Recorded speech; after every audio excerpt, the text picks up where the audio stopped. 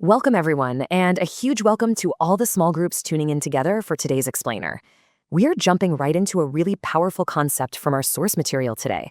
We're looking at what actually happens when we stop trusting God just, halfway and decide to fully surrender control. We're going to break down 6 distinct things that happen when you literally place your plans, your fears, your relationships, and your whole future entirely in His hands.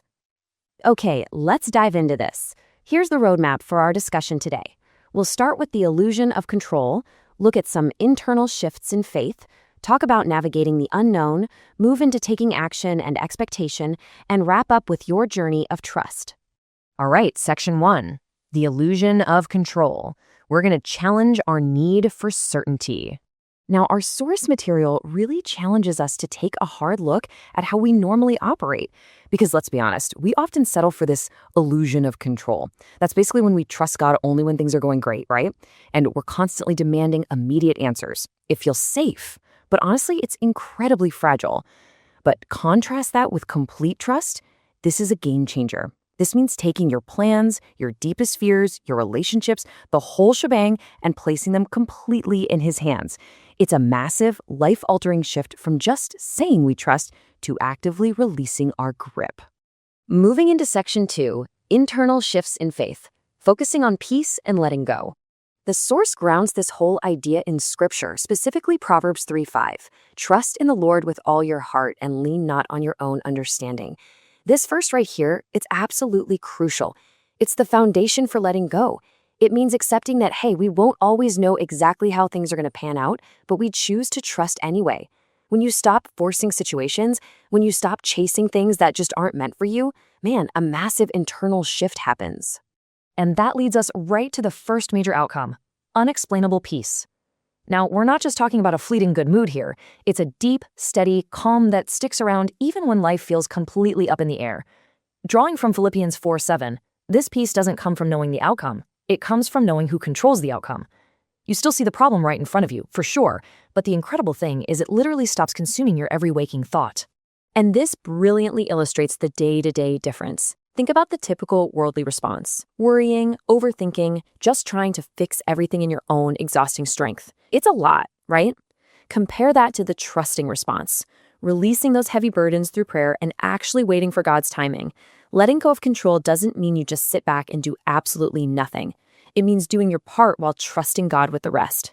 It's about feeling that immense lightness when the pressure to figure everything out finally fades away. So, I want to talk directly to those of you watching in your small groups right now. What is one area of your life where you are currently choosing control over trust? I'd love for you to pause this explainer right here, take a few minutes to really reflect, be totally honest with yourselves, and discuss this together. Welcome back. Let's jump into section 3, navigating the unknown together, where we'll look at trials and the future. Our source makes a really important clarification here for point number 3. Trusting God completely doesn't magically make all your problems disappear. I wish it did, but it doesn't. Instead, it completely changes how you experience them. James 1:3 tells us that, quote, the testing of your faith produces perseverance. So instead of looking at trials as just agonizing setbacks, complete trust actually transforms those exact trials into essential tools for your spiritual growth. Look at how this shifts the narrative in our heads. A fearful perspective looks at hardship and immediately asks, why is this happening to me? But a trusting perspective takes a breath, pauses, and asks, okay, what is God teaching me through this? It's a simple mental pivot, but wow, it is deeply powerful. It literally turns your pain into purpose and your frustration into wisdom. Over time, you start to notice that the very things you were terrified of are the exact things God is using to build your strength. And this directly tackles our fear of the future, which brings us to point 4. Matthew 6:34 reminds us not to worry about tomorrow. And why is that? Because God is already in tomorrow. Complete trust gives you freedom from those endless draining what-ifs.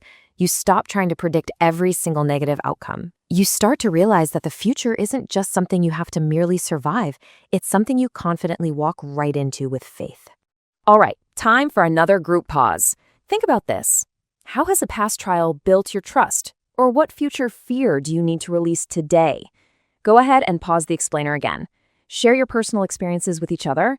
Honestly, you'll probably find a lot of encouragement just realizing how many of you are navigating these exact same fears.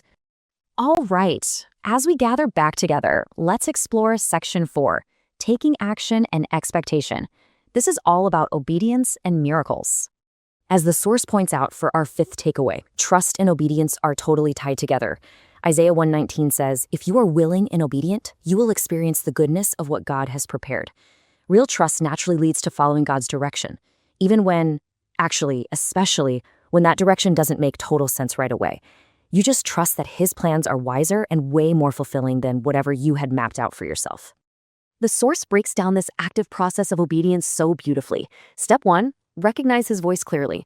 Maybe that's through scripture or just a quiet nudge in your spirit. Step 2, respond without hesitating. And step 3, step into something new or, and this is often way harder, let go of the familiar.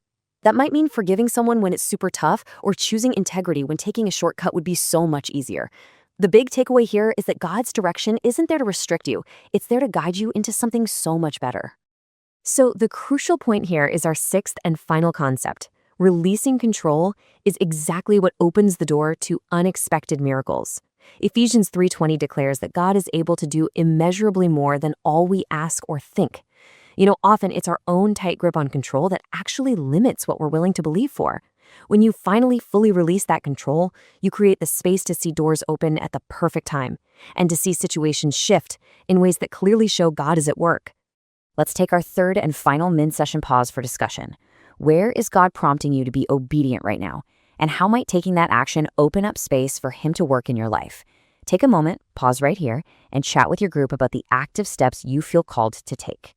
Welcome back for the final segment of our explainer. Section 5, Your Journey of Trust and Building the Foundation. Let's quickly pull together the 6 transformations of complete trust we've unpacked today. When you trust completely, you get that unexplainable peace. You release the exhausting need for control. You build stronger faith forged right in the middle of your challenges. You gain freedom from fearing the future. You experience a deepened obedience. And finally, you open your life up to experiencing truly unexpected miracles. As the source text so beautifully wraps up, trusting God is a journey. It's something you build one step at a time. And Psalm 37:5 gives us this incredible anchor. Commit your way to the Lord. Trust in Him and He will act. That is a solid promise you can take to the bank. When you trust completely, your life doesn't suddenly become totally flawless, right? But it does become beautifully, fundamentally grounded because God is already ahead of you, working in ways you might not even understand yet. And that brings us to our final parting question for your group today. Will you say, "God, I trust you," not just as a set of comforting words, but as a firm, actionable decision you are making right now, today? Thank you guys so much for walking through this explainer with us. I really encourage you to use this final thought as a launch pad for your closing discussion and group prayer. Keep trusting, stay surrendered, and we will see you next time.